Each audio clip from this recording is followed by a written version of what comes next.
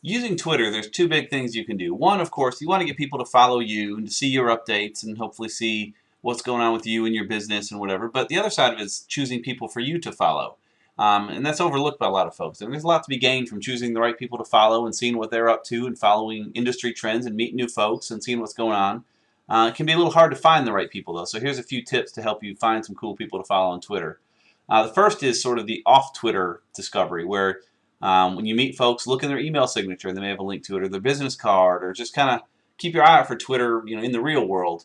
And if it's someone or some business that interests you, find them on here and follow them. But if you're on here and you want to find other folks, here's a few ways to do it.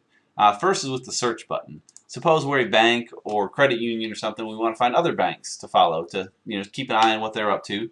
Just search for them at the top. We'll search for SunTrust.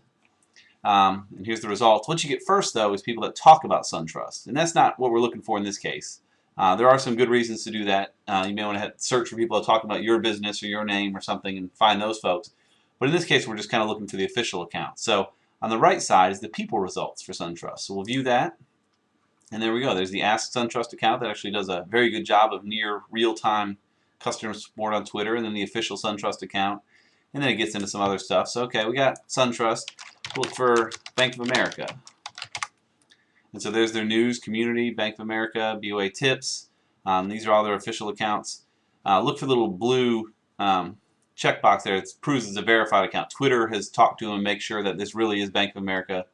This one says they're official, but they don't have the blue notch, so I'd be careful with that one. For any of these, you can click their name to see what they've got going on. You can click the button just to follow them if you want to follow them.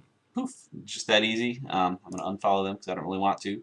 If you do Twitter lists, you can hit the drop down, add them to a list, and choose from your list here. Deal with that kind of thing. The other cool way to follow folks is to look to see who the people that interest you are following. So here's Michael Hyatt, who posts a lot of great stuff. I may wonder, well, who does he follow? And maybe there's some cool stuff you can find there. With Michael, he's got 104,000 followers, which there's probably people from all walks of life in there, and you could probably find some neat folks, but that would be just chaos to dig through those, and it's kind of a random mix. I'm more interested in the 180 people that have Michael's attention, because those are probably some pretty cool folks. So we'll click that button, and here we go. Here's the list of who he follows, and here's why your bio is important, because you get the snippet of their biography there, and you just kind of go through. 180 wouldn't take too long. See what's going on. And I actually have a Clout plugin installed just to get the Clout score. Whether or not you believe in that kind of thing, it gives a kind of a rough idea of how often they tweet and how often people tweet back to them and how their relative importance. I don't put too much stock in that, but it's kind of nice sometimes at a quick look. But anyhow, yeah, just go through the list. Now we've got a pretty cool list of the people that Michael Hyatt follows and see if any of them are worthwhile to us. And then if you want, you can go through and do the same thing with other folks and kind of keep digging. Like maybe Rick Warren you like, so let's click on Rick.